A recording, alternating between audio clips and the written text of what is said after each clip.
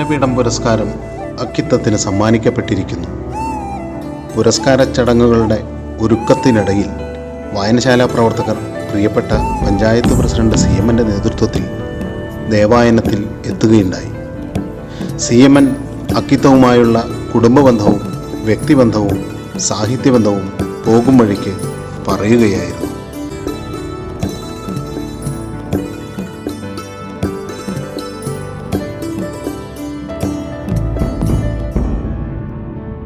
കുമരനെല്ലൂർ ദേവായനത്തിലേക്കുള്ള യാത്രയിലാണല്ലോ. പ്രിയപ്പെട്ട അച്ചേട്ടനെ ജ്ഞാനപീഠം പുരസ്കാരം കിട്ടിയത് അറിയാനും അദ്ദേഹത്തെ അതിനു മുമ്പായി 24-ാം തീയതി സമർപ്പണം നടക്കുന്നതിന് മുമ്പേ നേരിൽ കാണാനുമുള്ള ആഗ്രഹത്തിലാണ് നമ്മൾ കുമരനെല്ലൂരിലേക്ക് പോകുന്നത്. ഈ യാത്രയിൽ കഴിഞ്ഞ കാലത്തെ ചില കാര്യങ്ങളെല്ലാം മനസ്സിൽ കൂടുതൽ ഉയർന്നു വരുന്ന ഒരു സന്ദർഭം കൂടിയാണ്. കുട്ടിക്കാലത്ത് അക്കിത്തത്തേക്ക് പോകുന്നത് നമ്മുടെ ഈ കരിമ്പനക്കടവ് കടന്ന്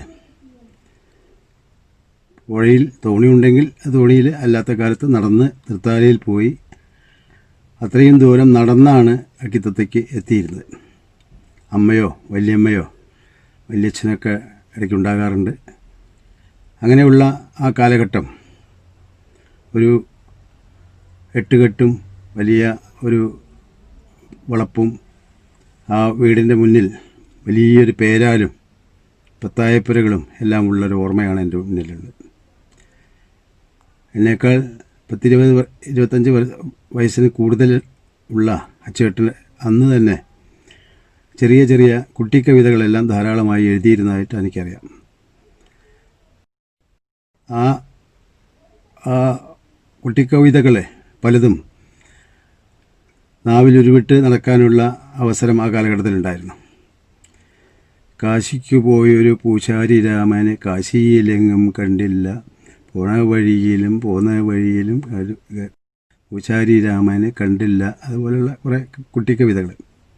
ആട്ടിൻകുട്ടി, പൈക്കുട്ടി, പൂച്ചക്കുട്ടി, നായ്ക്കുട്ടി, വളരെ ലളിതമായ ഭാഷയിൽ ഏതാൾക്കും മനസ്സിലാവുന്ന കുട്ടിക്കവിതകൾ ആ കാലത്ത് ധാരാളമായിട്ടുണ്ടായിരുന്നു. അന്ന് അച്ചേട്ടൻ്റെ അമ്മ ഉണ്ടായിരുന്നു, അച്ഛൻ്റെ സഹോദരി.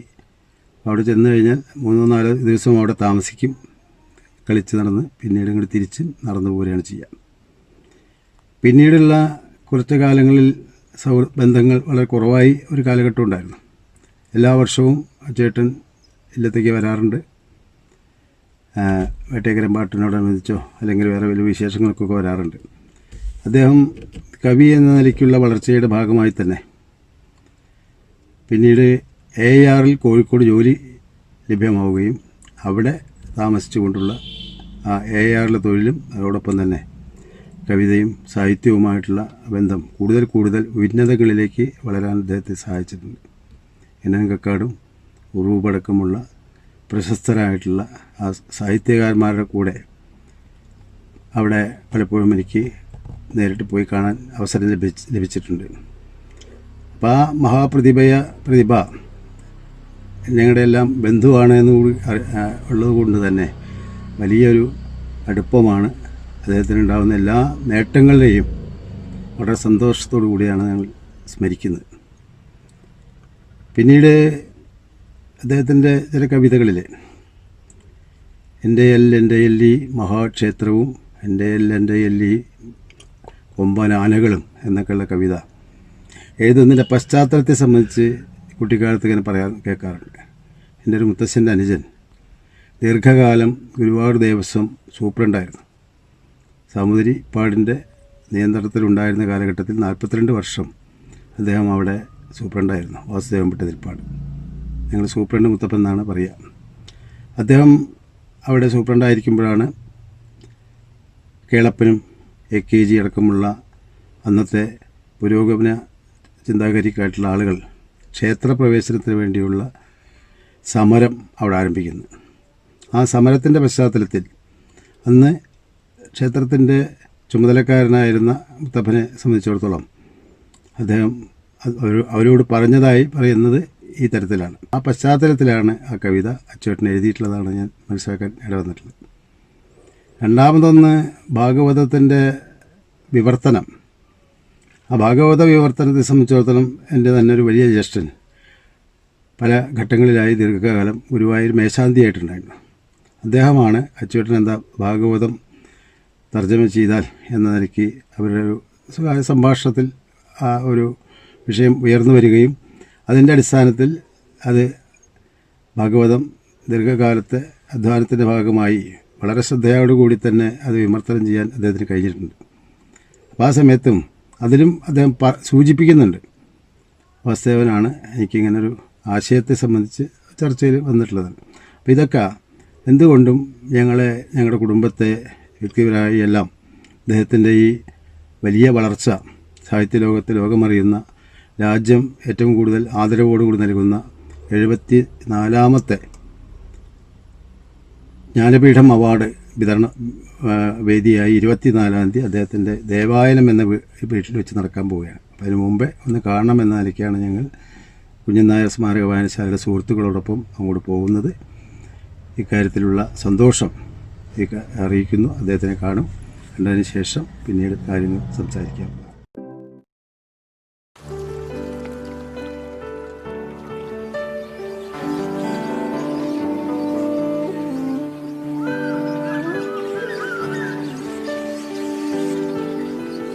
ദേവായനത്തിലെത്തുമ്പോൾ അടുപ്പക്കാർ, കവികൾ, മക്കൾ ഒക്കെ പുരസ്കാര നിറവിൽ ഒത്തുകൂടിയിരിക്കുന്നു. ആ കാവ്യജീവിതത്തിൻ്റെ നാനാവശങ്ങളെക്കുറിച്ച് അഭിമാന പുരസരം പലതും പങ്കുവയ്ക്കുന്നു.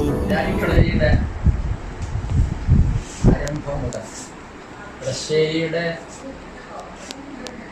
കൂടെ നിന്ന് എൻ്റെ അച്ഛനോടൊപ്പം ഒരുമിച്ച് പ്രവർത്തിച്ചു പോകുന്ന കവിതയും സാംസ്കാരികമായ പ്രവർത്തനങ്ങളുമായി ബന്ധപ്പെട്ട് റഷ്യയുടെ കൂട്ടായ്മയിലൂടെ വളർന്നു വന്ന ഒരു വലിയ വ്യക്തിത്വം. അതുകൊണ്ട് തന്നെ ഈ അവാർഡ് പൊന്നാനി കളരിക്കുള്ള അംഗീകാരം കൂടിയാണ്. ഇപ്പം ഇവിടെ പൊന്നാനി കളരിയുടെ പ്രതിനിധിയായിട്ടാണ് ഈ അവാർഡ് വാങ്ങുന്നത് എന്നാണ് എനിക്ക് തോന്നുന്നത്. ഒരു പക്ഷേ റഷ്യയ്ക്ക് മുമ്പുണ്ടായിരുന്ന എഴുത്തച്ഛൻ മുതൽക്ക് ഇവിടെ ഈ അത്തരത്തിലുള്ള എല്ലാ മനുഷ്യസ്നേഹികൾ കൂടിയായ കവികളുടെ മുഴുവനുള്ള അംഗീകാരമാണ് അക്കിത്തത്തിന് കിട്ടിയിട്ടുള്ള ഈ അംഗീകാരം എന്ന് കരുതി പോരുന്ന ഒരാളാണ് ഞാൻ. കാരണം പൊന്നാനിക്കളരിയിലെ എല്ലാ എഴുത്തുകാരും ഒരുപാട് വൈരുദ്ധ്യങ്ങൾ ഉണ്ടെങ്കിലും തന്നെ ആ വൈരുദ്ധ്യങ്ങളെ മുഴുവൻ തൻ്റെ മാനവീയമായ സമീപനം കൊണ്ട്, അങ്ങനെയുള്ള മാനവീയമായ സമീപനം കൊണ്ട് ഒന്നാക്കി തീർത്തിട്ടുള്ള ആളുകളാണ്. നിരുപാധികമാം സ്നേഹം ബലമായി വരും ക്രമാൻ, ഇതാണ് അഴകിതേ സത്യം, ഇത് ശീലിക്ക ധർമ്മവും എന്ന് പറയുമ്പോൾ ആ സ്നേഹം നിരുപാധികമാണ്. ഗ്രൂപ്പുകൾ എല്ലാവിധ ചെറിയ ചെറിയ സങ്കുചിത വീക്ഷണങ്ങൾക്കൊക്കെ അപ്പുറത്തുള്ള ഒരു ഉപാധികളുമില്ലാതെ സ്നേഹിക്കാൻ കഴിയുന്ന മനുഷ്യരെയും പ്രകൃതിയെയും ഒക്കെ സ്നേഹിക്കാൻ കഴിയുന്ന നിരുപാധികമായ സ്നേഹത്തിൻ്റെ നിറകുടമായിട്ടുള്ള ഒരു വ്യക്തിത്വമാണ് അക്കിത്തം. അത് പൊന്നാനിക്കളരിയുടെ സവിശേഷമായ ഒരു സാംസ്കാരിക അവബോധം കൂടിയാണെന്നാണ് എനിക്ക് തോന്നുന്നത്.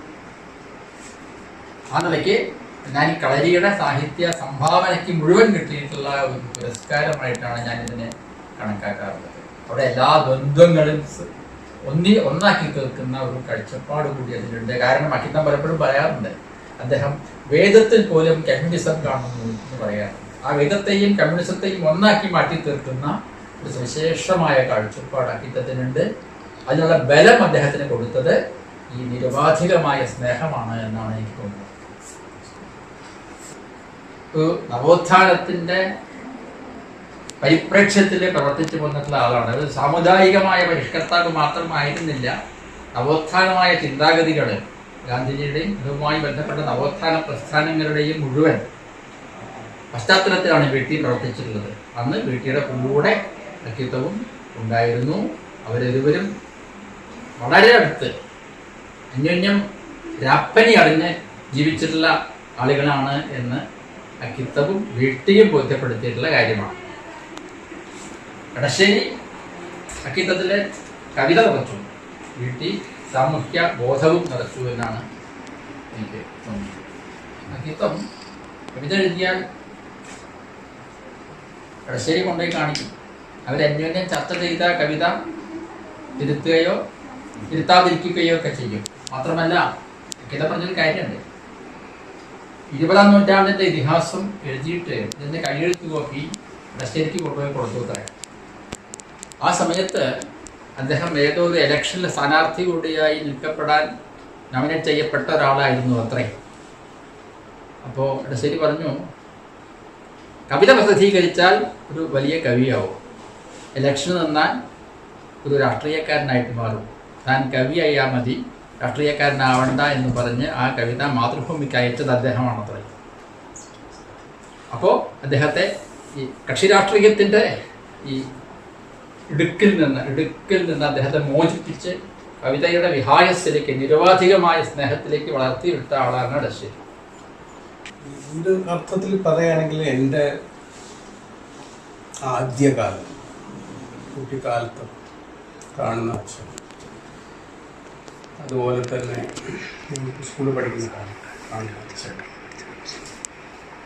ഒരു വലിയ കവിയാണെന്ന് എനിക്ക് തോന്നാൻ ഇടയുണ്ടായിട്ടില്ല. ഞാൻ ഇവിടുന്ന് പോയി പഠിക്കാൻ വേണ്ടി 40 കൊല്ലം മുമ്പാണ് വേറെ പഠിക്കാൻ പോയത്. പഠിച്ച് മടങ്ങി വരുന്ന സമയത്ത്, ഓരോ സമയത്ത് വരുമ്പോഴും അച്ഛൻ്റെ കവി പ്രതിഭ ഇതുമായിട്ട് കൂടുതൽ കൂടുതൽ അംഗീകരിക്കപ്പെട്ടു വരുന്നു എന്ന് തോന്നാറ്. ഒരർത്ഥത്തിൽ പറയുകയാണെങ്കിൽ അച്ഛൻ എഴുതിയതെല്ലാം ഞാൻ വായിച്ചിട്ടുണ്ട്, മിക്കതും ഞാൻ വായിച്ചിട്ടുണ്ട്. ഇതിനർത്ഥം മിക്കതും എനിക്ക് മനസ്സിലായിട്ടുണ്ട് എന്നുള്ളതല്ല. പക്ഷേ എനിക്ക് തോന്നിയിട്ടുള്ള ഒരു കാര്യം എന്താണെന്ന് വെച്ചിട്ടുണ്ടെങ്കിൽ, അച്ഛൻ്റെ നല്ല കവിതകൾ എനിക്ക് ആകർഷിച്ചിട്ടുള്ള, അല്ലെങ്കിൽ മറ്റുള്ളവരെ ആകർഷിച്ചിട്ടുള്ള കവിത വളരെ ആഴമുള്ള ഡീപ്പായിട്ടുള്ള ഒരു ഫിലോസഫിയുണ്ട്. ആ ഫിലോസഫി ആദ്യ ദർശനത്തിൽ പലപ്പോഴും മനസ്സിലായിക്കൊള്ളുന്നില്ല.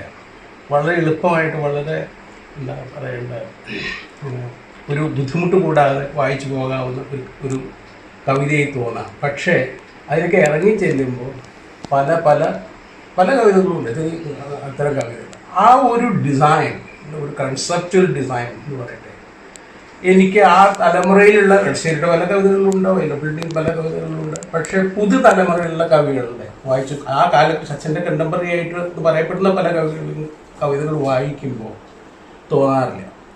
അത് തന്നെയാണ് അച്ഛൻ്റെ ഏറ്റവും ഡീപ്പായിട്ടുള്ള ഒരു, എന്ന് വെച്ചാൽ അച്ഛൻ എഴുതിയിട്ടുള്ള പലപ്പോഴും എഴുതാൻ പറ്റാതെ വന്നപ്പോൾ എഴുതിയിട്ടുള്ള കാര്യങ്ങളാണ്, എഴുതാൻ വേണ്ടി എഴുതിയ കാര്യങ്ങൾ. അങ്ങനത്തെ കവിതകളും ഉണ്ടാവാം, പക്ഷേ മിക്ക കവിതകളും ഒരർത്ഥത്തിൽ പറയുകയാണെങ്കിൽ അച്ഛൻ പറയുന്ന പോലെ ഒരു നിമിത്തം മാത്രമായിട്ട് അത് പലപ്പോഴും വായിക്കുമ്പോൾ തോന്നാറുണ്ട്. അതാണ് എനിക്ക് തോന്നുന്ന അച്ഛൻ്റെ ഏറ്റവും ശക്തമായിട്ടുള്ള, കവിതയുടെ ഏറ്റവും ശക്തമായിട്ടുള്ള വശം. പിന്നെ അച്ഛൻ എന്നുള്ള രീതിയിൽ നോക്കിയിട്ടാണ് ചോദ്യം. അച്ഛൻ എന്നുള്ള രീതിയിൽ പറയുകയാണെങ്കിൽ എനിക്ക് തോന്നുന്നത് ഒരു തരത്തിലുള്ള തുറന്നു പറയൽ കുടുംബത്തിലായാലും ഉണ്ട്, പുറത്തായാലും ഉണ്ട്. മറ്റുള്ളവരെന്താ ചിന്തിക്കുക, മറ്റുള്ളവർ അതിനെ എങ്ങനെയാണ് ട്രാൻസ്ലേറ്റ് ചെയ്യുക, അല്ലെങ്കിൽ എങ്ങനെയാണ് അത് അക്സെപ്റ്റ് ചെയ്യുക എന്നത് ഒരിക്കലും അച്ഛന് പ്രശ്നമായിട്ട് തോന്നിയിട്ടില്ല. ഒരു തരത്തിൽ പറഞ്ഞിട്ടുണ്ടെങ്കിൽ പറയേണ്ടത് അപ്പോൾ അതേമാതിരി അത് ഇതിലും മാത്രമല്ല, ആൾക്കാർ വരുമ്പോഴും ഉണ്ട്, പലപ്പോഴും മുഖം നോക്കാതെ അച്ഛൻ പറയാറുണ്ട്. ഞാൻ ഒരു ഉദാഹരണത്തിന് ഞാനിത് എഴുതിയിട്ടുണ്ട്. ഒരിക്കൽ ശ്രീകൃഷ്ണ കോളേജിൽ ഒരിക്കലും എഴുതിയിട്ടുള്ള കാര്യമാണ്. അച്ഛനെയും എടശ്ശേരിയും അവിടെ യൂണിയൻ്റെ ഉദ്ഘാടനത്തിനായിട്ട് ക്ഷണിച്ചു. അപ്പോൾ എന്നോടും പറഞ്ഞു നീ പോകുന്നതല്ലോ. അപ്പോൾ എടശ്ശേരി ഉണ്ടായിരുന്ന കാറിൽ ഞങ്ങളെല്ലാവരും അവിടെ പോയി. അവിടെ പ്രസംഗം തുടങ്ങി. ആദ്യം അച്ഛനാണ് പ്രസംഗിക്കേണ്ടിയിരുന്നത്. അച്ഛൻ വേദത്തിൽ നിന്നുള്ള പല ഇതും സൂക്തങ്ങളും ചെല്ലാൻ തുടങ്ങി. കുട്ടികൾക്ക് അതിലൊന്നും താല്പര്യമില്ല. യൂണിയനിന് വളരെ പൊളിറ്റിക്കലായിട്ടുള്ളൊരു സംഭവമാണ്. അവർക്ക് അതിലൊന്നും താല്പര്യം ഉണ്ടായിരുന്നു. അവർ ഭയങ്കര കുക്കിയും വിളിയും തുടങ്ങി. എനിക്ക് വലിയ വിഷമം തോന്നി. അച്ഛൻ അങ്ങനെ സ്റ്റേജിൽ നിൽക്കുക, ഞാൻ ഇരിക്കുക, അവിടെ കുട്ടികൾ അച്ഛനെ പരിഹസിച്ച് കൈ കൊട്ടും കൂക്കി വിളിക്കുകയൊക്കെ ചെയ്യുക. പക്ഷേ അച്ഛൻ പറയേണ്ടതൊക്കെ പറഞ്ഞു. അവിടെ പോയി മൂലയിൽ പോയിരുന്നു. പിന്നെ എടശ്ശേരി പ്രസംഗമായി. എടശ്ശേരി ഒരു രാഷ്ട്രീയക്കാരനെ പോലെയാണ് സംസാരിക്കാൻ തുടങ്ങി. യൂണിയൻ്റെ പ്രാധാന്യം, അത് എങ്ങനെ എന്താണ് കുട്ടികൾക്ക് ഗവൺമെൻറ് എന്താണ് ചെയ്യാതിരിക്കുന്നത്, എന്താണ് ഭയങ്കര കയ്യടി. ഇതൊക്കെ കഴിഞ്ഞിട്ട് ചായ സൽക്കാരമുണ്ടായി.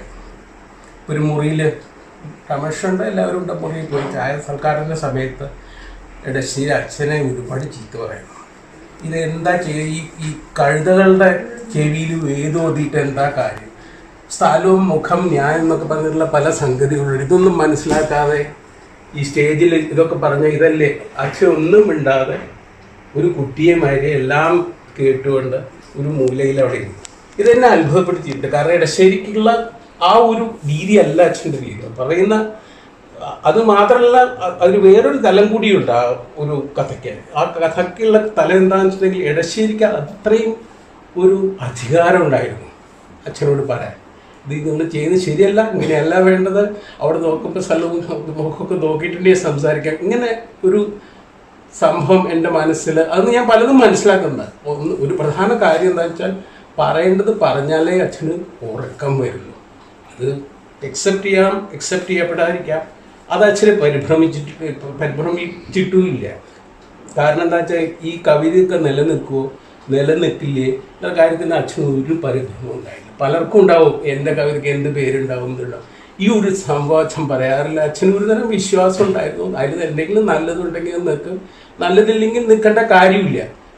എൻ്റെ പേര് തന്നെ എൻ്റെ കവിതയിൽ നിന്ന് വെട്ടിക്കളയൂ എന്ന എവിടെയോ അച്ഛൻ ഒരു വരി എഴുതിയിട്ടുണ്ട്, എനിക്ക് ഓർമ്മയില്ല കവിത. അതാണ് എനിക്ക് അച്ഛൻ. അച്ഛൻ തന്നെ എഴുതിയിട്ടുള്ള ഒരു കാര്യം നമുക്ക് ഓർമ്മിക്കാൻ നോക്കും. ചില സന്ദർഭത്തിൽ എഴുതുന്നുണ്ട്, ഈ കിണറൊക്കെ കുഴിക്കാൻ വേണ്ടിയിട്ട് നമ്മളൊരു നോട്ടക്കാരനെ വിളിക്കാം. ആ നോട്ടക്കാരൻ ഇങ്ങനെ നടന്നു നോക്കിയിട്ട് ഇതാ ഇവിടെ കുഴിച്ചാൽ വെള്ളം കിട്ടും എന്ന് പറയും. അങ്ങനെ അവിടെ കുഴിച്ചാൽ കിണറാണ്, അതിൽ വെള്ളം ഉണ്ടായിരിക്കും. അതേപോലെ ശരി അക്കിത്തനോട് അവർ സംസാരിച്ചത്, ശരി പറഞ്ഞത് ഒരു കവിത അത് വായിച്ചു നോക്കിയിട്ട് അതെവിടെ കുഴിച്ചാലാണ് കണ്ണുനീര് കിട്ടുക, അവിടെയാണ് കവിത എന്ന് ഇടശ്ശേരി അക്കിത്തത്തിന് പറഞ്ഞു കൊടുക്കുന്നതാണ്. തീർച്ചയായും നമ്മൾ മറ്റേ മഹാകവി അക്കിത്തത്തിൻ്റെ കവിതകളിലൂടെ പോകുമ്പോൾ നമുക്ക് കിട്ടുന്നത് ആ കണ്ണുനീര് തന്നെയാണ്. ആ കണ്ണുനീര് മനുഷ്യ സ്നേഹത്തിൻ്റെ മാനവീയതയുടെ കണ്ണുനീരാണ്. ഈ കണ്ണുനീരാണ് പൊന്നാനിക്കടലി മലയാള സാഹിത്യത്തിന് കാണിച്ചു കൊടുത്തതും സംഭാവന ചെയ്തതും. ആ കണ്ണുനീരിൻ്റെ മാനവ സ്നേഹത്തിൻ്റെ ഒരു ദർശനമാണ്. അതുകൊണ്ടാണ് അദ്ദേഹം നേരത്തെ മകൻ സൂചിപ്പിച്ചത് അക്കിത്തത്തിൻ്റെ കവിതകളിലുള്ള ഫിലോസഫിയാണ്. സത്യത്തിൽ അക്കിത്തത്തിൻ്റെ കവിതകൾ 100% ഉള്ളത് ഫിലോസഫിയാണ്.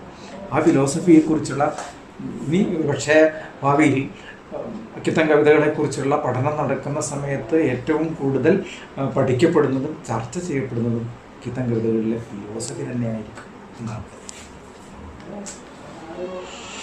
എൻ്റെ കൂടെ ജയിച്ചത് മുഴുവൻ അച്ഛൻ്റെ കൂടെയാണ് ഇത്രയും കാലം. പിന്നെ 20-ാം നൂറ്റാണ്ട് ഇതിഹാസത്തിൽ എന്ന് പറഞ്ഞ പുസ്തകത്തെ പറ്റിയിട്ട് പലതും അച്ഛൻ എഴുതാത്ത പല കാര്യങ്ങളും എന്നോട് പറഞ്ഞിട്ടുണ്ട്. അതിൽ ഉള്ള പല വ്യക്തിത്വങ്ങളും അച്ഛൻ നേരിട്ട്, അച്ഛൻ ഇപ്പോഴും 1 വർഷം മുമ്പ് വരെ കൂടി അവരുടെയൊക്കെ പേരുകൾ വരെ അറിയാം.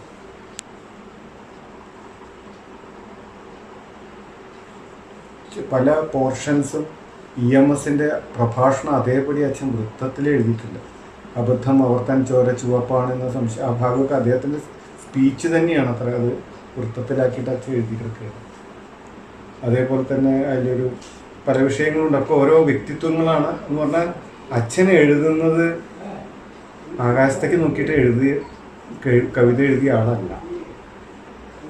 ഇപ്പോൾ ജീവോ ബ്രഹ്മയി വന്നുകൊണ്ട് കവിത അച്ഛൻ്റെ അതെന്താന്ന് വെച്ചാൽ ഒരു ദിവസം ടോർച്ച് കത്തുന്നില്ല. അപ്പോൾ ഏട്ടനോട്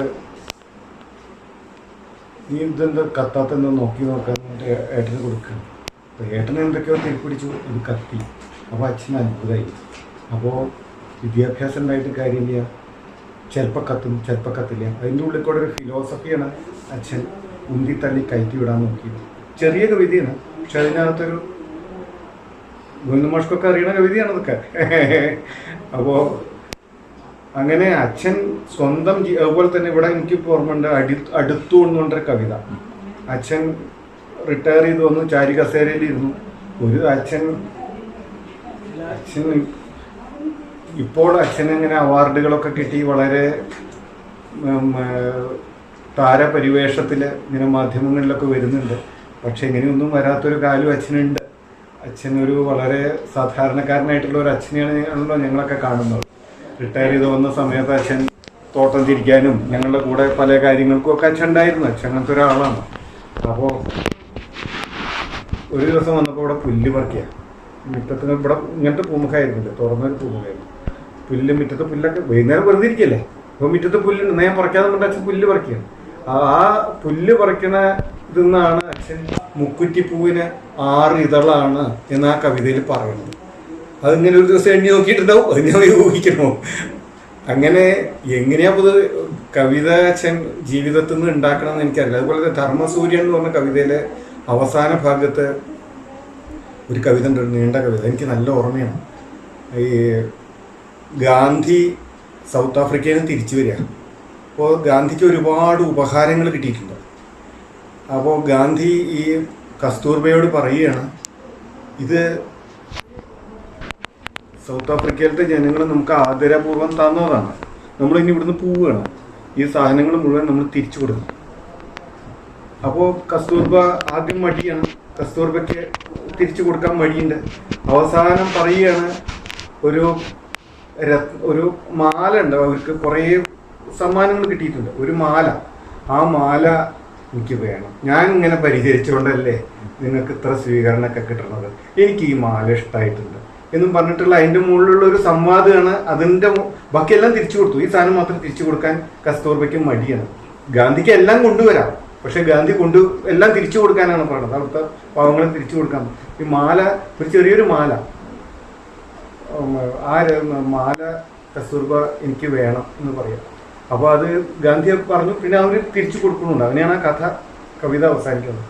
ഇതെനിക്കും ഞങ്ങളുടെ ഈ ദാരിദ്ര്യപൂർണമായ ജീവിതത്തിലെ അമ്മയും അച്ഛനും ഞങ്ങളൊക്കെ കൂടിയിട്ടുണ്ട് അവിടെ സംസാരത്തിൻ്റെ ഉള്ളിൽ നിന്നുണ്ടായ ഒരു ഇമേജാണ് എനിക്ക് തോന്നിയിട്ടുണ്ട്. ഇങ്ങനെയുള്ള വളരെ ഞങ്ങളുടെ കുടുംബജീവിതത്തിൽ നിന്നാണ് അച്ഛൻ കവിത എഴുതിയത്. കുടുംബവും നിത്യജീവിതവും അതുപോലെ തന്നെ പഴുക്ക പറഞ്ഞതെന്ന് പറഞ്ഞിട്ട് അച്ഛൻ തോട്ടത്തിരിക്കുന്ന സമയത്ത് ഒരു ദിവസം അവിടെ അങ്ങനെ വീണ് കിടക്കുന്ന പഴുക്കയും മടിയിൽ കുത്തി മുഖത്ത് വന്നിരിക്കും. അങ്ങനെ എഴുതിയ കവിതയാണ് പഴുക്ക പറഞ്ഞത്, അല്ലാതെ വേറെ എവിടെ നിന്നെങ്കിലും എടുത്തു തരുന്നവർ. സ്വാഭാവികമാണ്. ഇപ്പം ഈ വളരെ നിത്യജീവിതത്തിൽ വളരെ സാധാരണമായ സന്ദർഭങ്ങളോട് ഇടപെട്ടുകൊണ്ട് വളരെ ദാർശനികമായിട്ടുള്ള കവിതകളിലേക്ക് സഞ്ചരിക്കാൻ കഴിയുക എന്നുള്ളത് വളരെ സാധാരണമായ കവികളെ സംബന്ധിച്ചോളം അതാണ് അതിൻ്റെ രീതി ഉണ്ടായിരിക്കുക. മിക്കവാറും അച്ഛനും മനസ്സിൻ്റെ ഉള്ളില് ഒരു കവിയേക്കാൾ വലിയ ഒരു ഫിലോസഫർ, ഒരു തത്വജ്ഞാനി ഉണ്ടാകുന്ന എനിക്ക്. ഞാനൊക്കെ കുട്ടിക്കാലത്തെ അച്ഛൻ്റെ എഴുത്തും അച്ഛൻ്റെ റേഡിയോ പ്രഭാഷണങ്ങളും പ്രസംഗങ്ങളും ഒക്കെ കേട്ടുകൊണ്ടാണല്ലോ വരുന്നത്. അപ്പോൾ ഈ എൻ്റെ ജ്യേഷ്ഠൻ പറഞ്ഞല്ലോ വലിയ കവിയാണ്, ഞാൻ കുറച്ചുകൂടി അച്ഛൻ വലിയ കവിയാണ് എന്നുള്ള ഫീലിലാണ് അച്ഛനെ. കാരണം ഞാൻ കുറെ കാലത്തിന് ശേഷം ജീവിക്കുന്നതാണ്. അവർക്ക് അച്ഛന് കുറെ അംഗീകാരങ്ങളൊക്കെ കിട്ടാനും അച്ഛനെ ആദരിക്കാനും ഒക്കെ കാണാൻ തുടങ്ങിയിട്ടുണ്ട്. അത് കുറച്ചൊരു വ്യത്യാസം ഉണ്ടാവും. MT വരുമ്പോൾ എങ്ങനെയാ? ഞാൻ കാണുന്ന സമയത്ത് MT വാസുദേവൻ നായർ എന്ന് പറയുന്ന ആള് അച്ഛനെക്കാട്ടിലൊക്കെ വലിയ പ്രഭയിൽ നിൽക്കുന്ന ഒരു എഴുത്തുകാരനായിട്ടാണ് ഞാൻ കണ്ടിട്ടുള്ളത്. പിന്നെ ഇവിടെ വന്നിട്ടുണ്ട്, ഇവിടെ മുകളിൽ കിടന്നുറങ്ങിയിട്ടുണ്ട്. പക്ഷേ അപ്പോൾ ഇങ്ങനെ അദ്ദേഹം കൂടുതൽ സംസാരിക്കില്ല, അച്ഛനെന്തെങ്കിലും സംസാരിക്കുമ്പോൾ ഞാൻ കേട്ടുകൊണ്ടിരിക്കാണ് പോകും. അങ്ങനെയാണ് ഞാൻ അദ്ദേഹം കണ്ടിട്ടുള്ളത്. അദ്ദേഹം കൂടുതലായിട്ട് ഇങ്ങനൊരു സംസാരിക്കുന്ന ഒരു പ്രകൃതക്കാരനല്ല അദ്ദേഹം. പക്ഷെ അദ്ദേഹത്തിന്റെ ഉള്ളിൽ അച്ഛനോട് വലിയ ആദരവുണ്ടെന്ന് അദ്ദേഹം എഴുതിയ വരികളിൽ നിന്ന് നമുക്ക് മനസ്സിലാവുന്നത്. കൂടുതലായിട്ടൊന്നും പറയാൻ ചെയ്യുന്നത് അറിയാം അച്ഛനാ ബ്രഹ്മസൂത്രം മുഴുവനെങ്കിലും കയ്യിലെ ടോർച്ച് കത്താഞ്ഞാൽ പരുങ്ങിക്കൊണ്ടു നിൽക്കയാൽ മകനാ ടോർച്ചെടുക്കുന്നു, ബൾബ് സ്വിച്ചിന്റെ വക്കിലും കുഞ്ഞി കൈവിരലോടുന്നു, കത്തുന്നു ടോർച്ച് പിന്നെയും.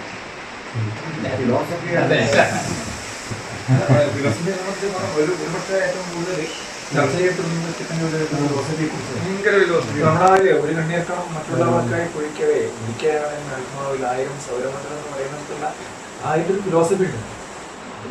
അല്ല, അത് കവിതയുടെ രുദിതാനുസാരിത്വം എന്ന് പറയുന്നത്, അല്ലെങ്കിൽ രോദനത്തെ പിന്തുടരുക എന്നുള്ളത് കവിതയുടെ സ്വാഭാവികമായ അടിസ്ഥാന സംഗതി തന്നെയാണ്.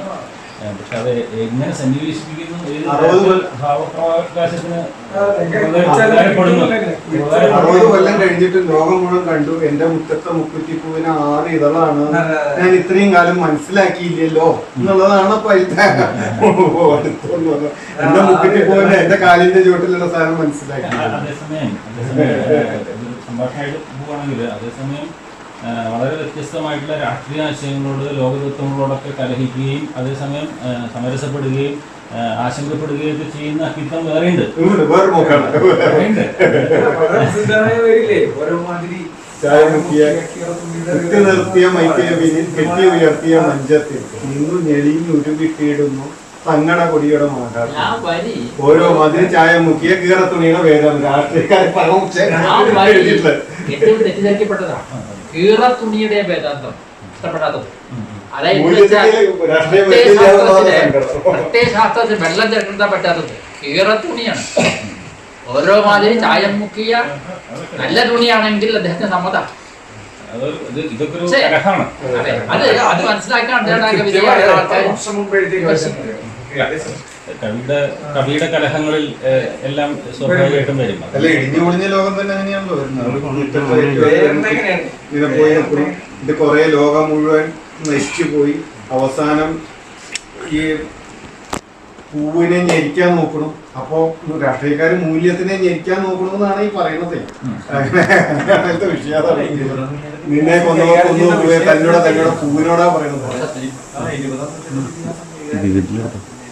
അതെ, മൂല്യബോധത്തിനോടുള്ള പ്രതിബദ്ധത കൊണ്ടാണ് 20 നൂറ്റാണ്ട് ലോകമൊക്കെ എഴുതിയിട്ടുള്ളത്. കലഹം തന്നെ കലഹം എന്ന് പറയുമ്പോഴേ ഈ ജീവിത യാഥാർത്ഥ്യങ്ങൾ ഇങ്ങനെ ഉള്ളു കുത്തുന്ന ഒരു സംഗതിയായി ഉള്ളിലേക്ക് ഇങ്ങനെ കയറി വരുമ്പോൾ സ്വാഭാവികമായിട്ടും ഇത് പോരാ ഇങ്ങനെ പോരാ ഇങ്ങനെ പോരാ എന്ന് തോന്നുന്നത് കൊണ്ടുണ്ടാകുന്ന കലഹമാണത്. മൂല്യപക്ഷത്തൊക്കെയുള്ള ഒരു മൂല്യബോധത്തിനോടുള്ള പ്രതിബദ്ധത. കലഹത്തിനൊന്നും ഒരിക്കലും എന്താ പറയാ രാഷ്ട്രീയമൊന്നുമില്ല ഇന്നത്തെ മൂല്യത്തോടുള്ള പ്രതിബദ്ധത. എല്ലാ രാഷ്ട്രീയക്കാരും